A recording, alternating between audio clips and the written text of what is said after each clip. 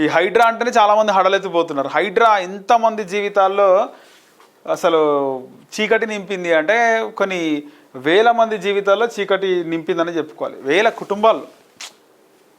దీనివల్ల ఈ చెడువుల పూడిక తీతలా లేకపోతే అక్రమాలు తొలగించి ఎంత అభివృద్ధి అవుతుందో ఏమో. గతంలో ఈ అక్రమాలు తొలగించకుండానే అభివృద్ధి ఎంత జరిగింది. కానీ మళ్ళీ హైడ్రాకు సంబంధించిన వార్త చూద్దాం.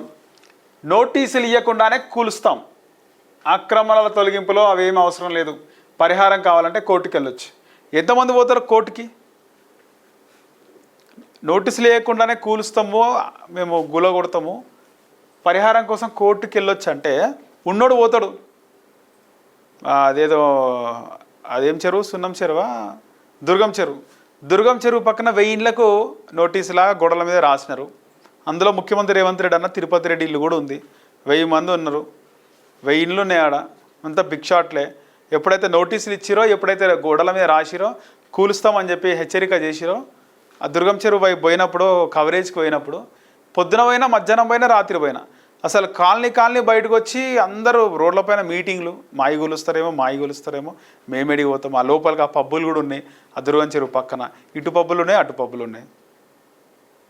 వాళ్ళు పోతారు కోట్లకి, వాళ్ళ దగ్గర డబ్బులు ఉన్నాయి, వాళ్ళకి నాలెడ్జ్ ఉంది, వాళ్ళకి అడ్వకేట్లు ఉంటారు, సర్కిల్ ఉంటుంది, చెప్పేవాళ్ళు ఉంటారు. ఉన్నోడికి అసలు అడగకపోయినా కూడా సమస్య వచ్చిందంటే ఉన్నోని పక్కన 100 మంది చేరుతారు. ఇట్లా చేద్దాం, అట్లా చేద్దాం, అది చేద్దాం, ఇది చేద్దాం, ఈ విధంగా సలహాలు ఇస్తారు వాళ్ళు అడగకపోయినా.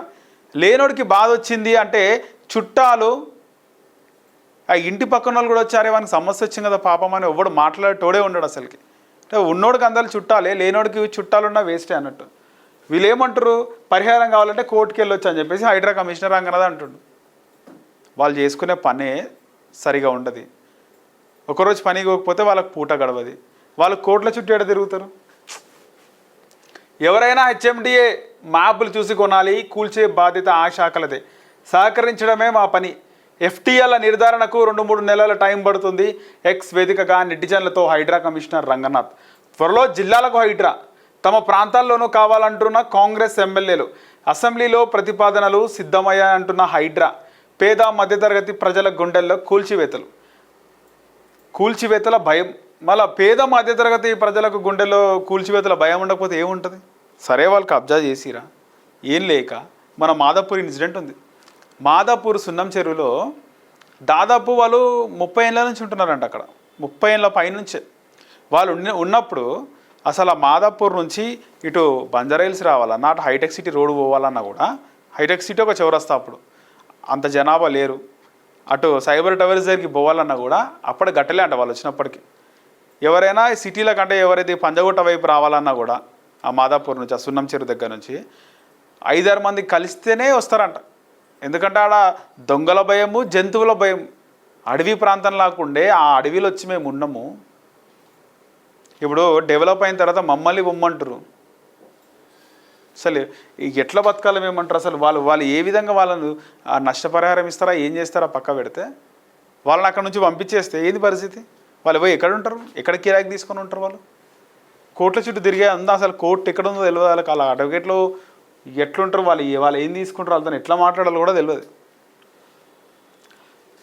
జిల్లాలకు పోతే కథం. ఇంకా జిల్లాలకు పోతే సరే, ఉన్నోడు కబ్జా చేసినోడు చాలామంది ఉంటారు. కబ్జా చేసినని వాని లోపలేయచ్చు, వాని ఆక్రమణలు తొలగించవచ్చు, వాని జాగాలు తీసుకోవచ్చు బ్యాక్. కానీ లేని పరిస్థితి ఏంది? ఉండడానికే కోసము ఏదో గుడిసేసుకొని ఉండే వాళ్ళ పరిస్థితి ఏంది? చాలా కష్టమైన పరిస్థితి ఉంది రాష్ట్రంలో. అవన్నీ పడితే ఓట్లు వచ్చే ఎన్నికల్లో ఇదే రేవంత్ రెడ్డి డైరెక్ట్గా వచ్చి ఈ హైడ్రా పేరుతో ఎవరైతే ఇల్లులు కూల్చినారో, ఇది గుడిసెలేసుకున్న పేదవాళ్ళు ఇల్లులు కూల్చినారో, ఇదే లోన్లు తీసి కట్టుకున్న మధ్యతరగతి వాళ్ళ ఇల్లులు కూల్చినారో, వాళ్ళందరికీ రేవంత్ రెడ్డి సరిగ్గా డైరెక్ట్ రేవంత్ రెడ్డి ఇంటికి పోయి మాకు ఓటేయి అంటే కూడా వాళ్ళు ఓటేయరు. 100% వేయరు, ముఖం మీదే చెప్తారు. అవన్నీ మైనసే కాంగ్రెస్ పార్టీకి ఈ హైడ్రా వల్ల.